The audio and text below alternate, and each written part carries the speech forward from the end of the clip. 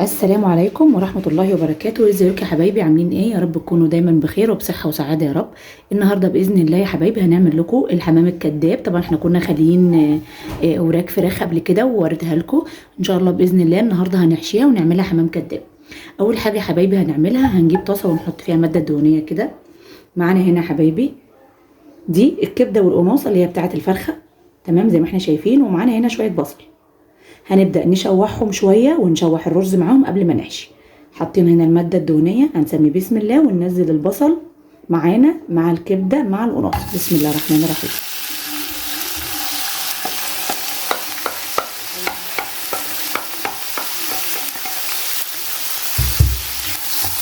ونبدأ نشوح المكونات بتاعتنا يا حبايبي.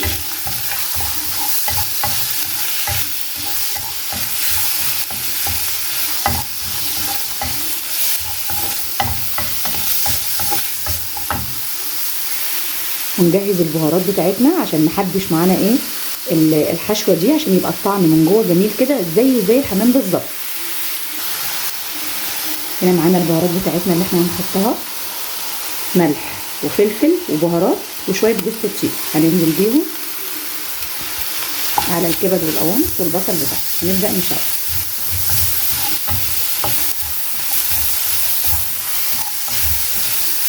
زي ما احنا شايفين كده يا حبايبي.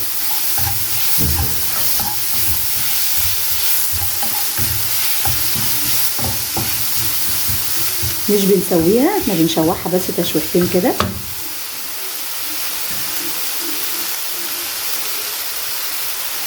ومعانا تقريبا ربع كوبايه رز مغسوله ومتنقيه ومتصفيه اهي. بسم الله. وهننزل بيها على الخليط بتاعنا ونبتدي نشوح كل المكونات بتاعتنا مع الرز تشويحه خفيفه. احنا مش بنسوي الرز، احنا بس مجرد تشويحات كده بس بسيطه مع الايه، مع الحشو بتاعتنا اهو.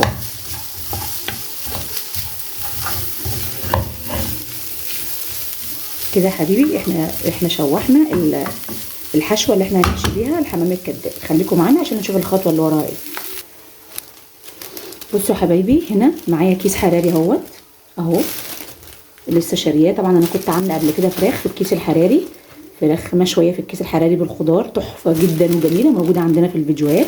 ده كيس حراري اهو زي ما احنا شايفين يا حبايبي، مطلعاه من الكيس بتاعه اهو. هبتدي ان شاء الله باذن الله افتح الكيس الحراري ده واقسمه عشان هلف فيه الفراخ بتاعتنا، الاوراق بتاعتنا، عشان تستحمل التسويه باذن الله. وهننزلها في ورق الفويل. قبل ما احطها في الورق الفويل لازم احطها في الكيس الحراري الاول، عشان ما اخليش ورق الفويل يبقى ملامس لها مباشره يعني. تمام كده يا حبايبي. زي ما احنا شايفين ادي جبنا الكيس الحراري اهوت، هنلف فيه ان شاء الله باذن الله الورك بتاعنا. هنقول نسمي بسم الله الرحمن الرحيم. ادي الورك بتاعنا اللي احنا هنعمله حمام كداب اهو.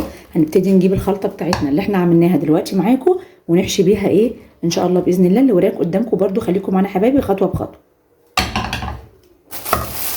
زي ما احنا شايفين كده اهو، على عدلة ايديكي طبعا. ونبتدي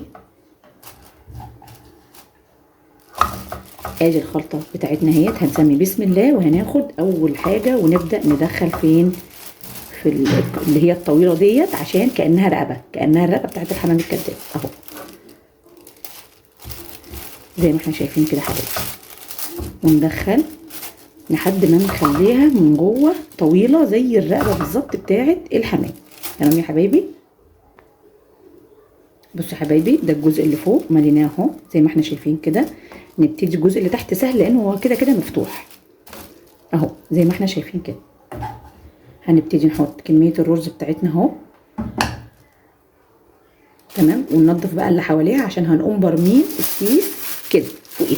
تمام يا حبايبي. زي ما احنا شايفين كده يا حبايبي، حشينا الحمام بتاعنا او الحمام الكداب بتاعنا اهو. نبتدي نبرم بقى، نقفل من الجنب اليمين على الجنب الشمال ونبتدي نبرم اهو. بصوا وندخل كده بايدينا. بصوا يا حبايبي اهو.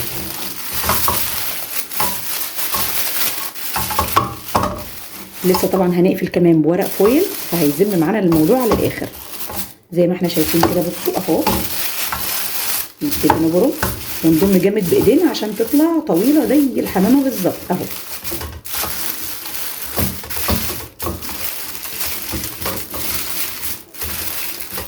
لو ما عندكيش ورق حراري وحابه تعمليه في الورق الفويل عليه مباشره، كل واحد وحريته. تمام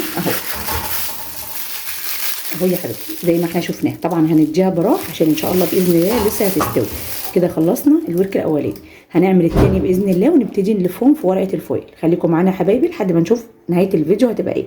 ان شاء الله باذن الله النتيجه تعجبكم، وكل فيديوهاتنا دايما تنال اعجابكم.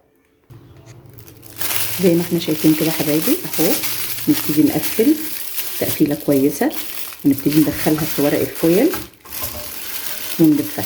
طبعا ورقه الفويل دي صغيره بس بتبقى افضل من كده. بصوا اهو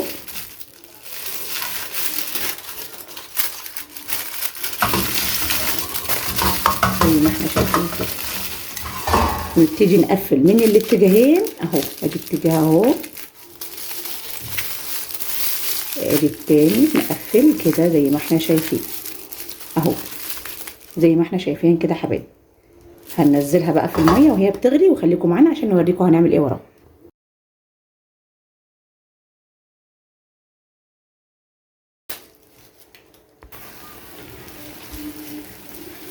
زي ما احنا شايفين كده حبايبي الميه غليت، هنبتدي نسقط فيها الحمام الكداب بتاعنا. بسم الله الرحمن الرحيم، بسم الله الرحمن الرحيم. هنسيبهم بقى شويه لحد ما تستوي، وباذن الله ان شاء الله هنطلعها ونقدمها لكم ونوريها لكم. خليكم معانا يا حبايبي لاخر الفيديو.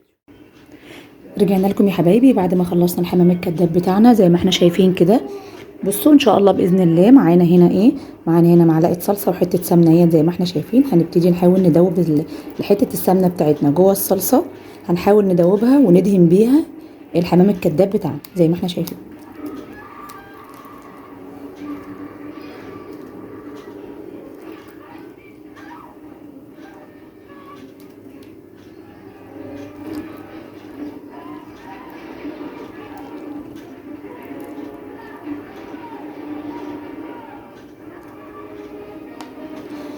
باذن الله يا حبايبي هنرجع لكم تاني واحنا بنقدمه، وباذن الله وصفاتنا تنال اعجابكم، ونشوفكم تاني ان شاء الله في فيديوهات جايه كتير. ما تنسوش يا حبايبي اللايك والشير والضغط على زر الجرس والاشتراك في القناه عشان باذن الله دايما يوصل لكم مننا كل جديد. ونشوفكم دايما في فيديوهات جايه كتير، والسلام عليكم ورحمه الله وبركاته.